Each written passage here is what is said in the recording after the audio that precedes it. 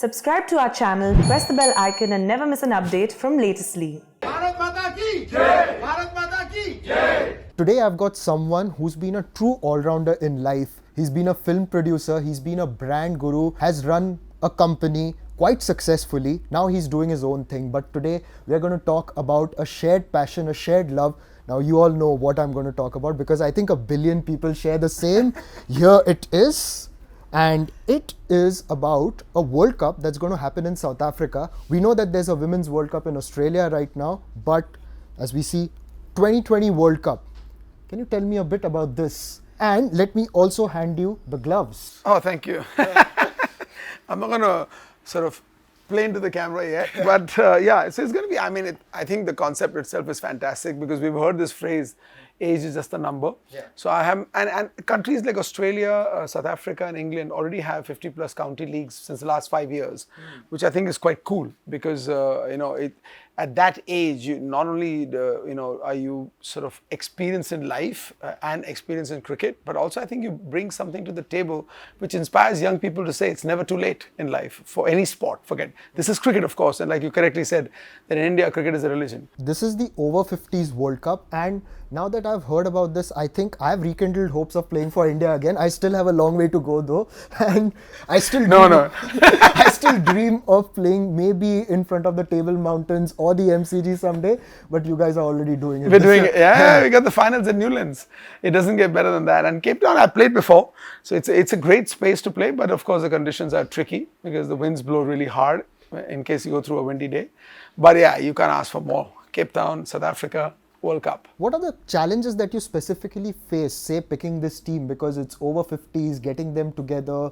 A lot of them would be having their businesses, their careers, families, just getting them together for a tournament like this, which is, I wouldn't say a month's commitment, but longer just to get fit. So I think it's a no-brainer when you play for your country. So the minute the question comes about playing for India, everybody says yes. So, there was no challenge per se. And how many times in your life at 50 will you get an opportunity to represent your country and fly that flag high, and that too for a sport which is called religion in our country. So that is as far as the pitch to play for the country is concerned. But I think in the selection process, in building a team, it was cricketing abilities, fitness abilities, and maturity. That means experience of life. All three factors had equal proportions of decision making. Because when you're playing a 45 over format, which is 90 overs on the field, and every alternate day you have a game, you know what I mean? So there are a lot of attributes, just not cricket, that are really relevant and important in the selection process. Finally, we were able to, through a camp of 8-9 days in Mumbai, we were able to get those 16 that we feel have all the skill set. Also, it's really important to understand that when you actually hit the ground, you do need to understand that how you'll phase the physical abilities of your athletes for those many overs, because people will get fatigued and tired out. Also, we had to keep factors in mind that what happens after 2 games. We've got 5 league games, and all in the span of 8 days. You know what I mean? So there is going to be a fatigue factor. There are going to be injuries. So we factored all that jazz in. So it's just not a normal, hey, bring out the hardest, strongest 11 warriors and you'll be okay. No, in this case, you have to really balance it out. So no yo-yo tests.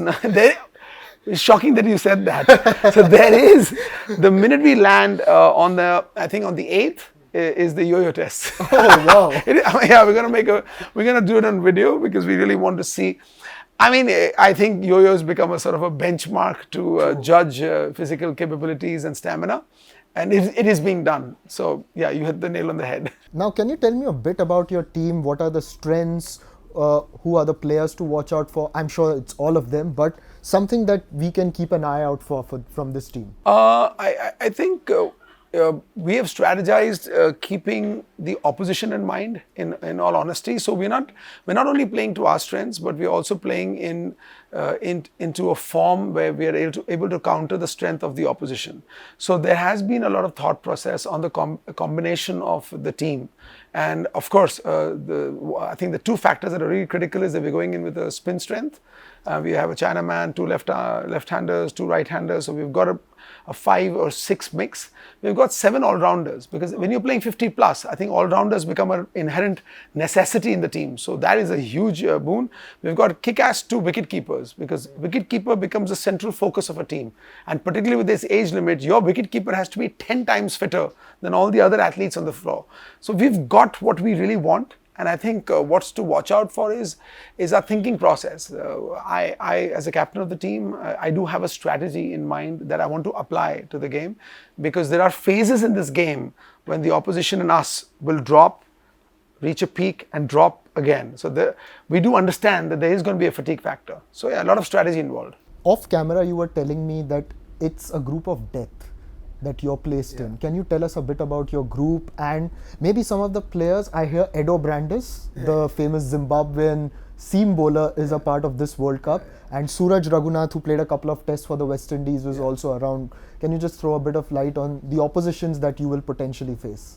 The group of death, I think, I don't know who designed the format, but they themselves have just issued a press note saying that their favourites in this World Cup are South Africa, England and Pakistan. Pakistan made the final last time and lost just on the last ball. And they're all in our group.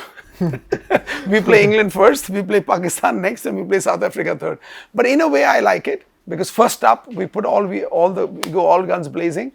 And I truly believe, I just want to summarize it in one form, that the Indian cricket team at the World Cup of 50 plus is not going to play with names. We're going to play the game. So we are going prepared to play a game. We don't care what your name is, what your legacy is. I mean, the England team's captain has played enough one-day internationals for England. We understand that.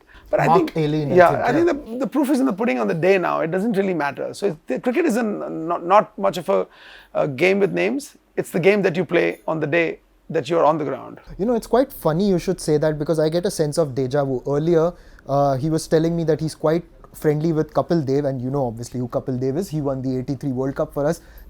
That apart, he's done many other things for India. But why I get a sense of deja vu is because in 83, before India was boarding the flight to England, Kapil Dev stressed on the need for all-rounders, which is why you saw Mohinder Amarnath, Kirti Azad, Madan Lal in the side, bowling those critical overs. He's packed his side with all-rounders. Also, what he's done is that he has taken a champagne bottle, and let me tell you, even Kapil Dev did that before the 83 World Cup. Let me put you on the spot right now. No, I'm truly inspired by him. He's been a friend all my life, and he's an icon for me, because he's, I think, one of the only cricketers in his entire career has not missed a single game for India because of fitness. Exactly. Wow, that's true legend material. He's a cricketer of the millennium. Brought us the first glory for us at the world stage in 83. So he's a great example for me, and I truly believe that when you go into unknown conditions, I think all-rounders play a very important aspect, because an all-rounder is able, like Ravindra Jadeja, you never count him in the team, and suddenly he makes himself to be counted. Suddenly comes from nowhere. Either it's a catch, or he takes those 3 wickets, or he goes and strokes the 62 of 38 balls. So he's suddenly a surprise that nobody's prepared for. So while the opposition is focusing on KL Rahul and Rohit Sharma and Virat Kohli, Ravindra Jadeja becomes a spy. So yeah, I do take inspiration from Kapil Dev for sure. He's an icon, he's an idol, he's a great friend. But that's the strategy, yeah. Exactly, and that's so good to know. It's so refreshing. Also, just to sum this up, anything that you'd like to tell the other people in this country who potentially gave the sport up early and may possibly think, hang on, there's this group of 50 plus guys going to play for India. Maybe I can pick up the bat again, take the dust off it, just to get fit, Yeah, no, like they always say that age is just a number. It's true, because imagine that the entire planet is run by people who are above 50. So all politicians are above 50 who run our planet. And also, Bollywood, we're all inspired by it, whether it's Salman Khan, Shah Rukh Khan, Akshay Kumar, Ajay Devgan, all 50 plus, banging the box office. So it's never too late, because you know what? Age truly is a number. I think once you make up your mind, you can achieve what you want. And when it comes, because this format of the sport has it, even badminton, squash, all formats now allow you to play beyond, your age that you think was a time that you could have only represented the sport. So never give up, and age is truly a number. I think that is what sums it up completely. Now, India have won the Under-19 World Cup a few times, the 50 over World Cup, 2020 World Cup. We are waiting for that women's title, and I do certainly hope that you guys make a big impression in South Africa. I'm actually just want to chip in there. I'm truly inspired by the women's cricket. I've watched all the 4 games, and I actually have picked up certain nuances of captaincy and strategy from them. What I like about the Indian cricket team is they make the opposition reach the ball. They don't give them the ball, and I think I'm really proud of the women's cricket team, and I hope we can do something similar. Absolutely. And let me tell you that our best wishes are with you, and you've inspired me. Who knows, maybe, whatever, I'm not going to state my age, a few years down the line, I'm playing for this team as well. Thank you so much for inspiring. Thanks. Yes, yeah.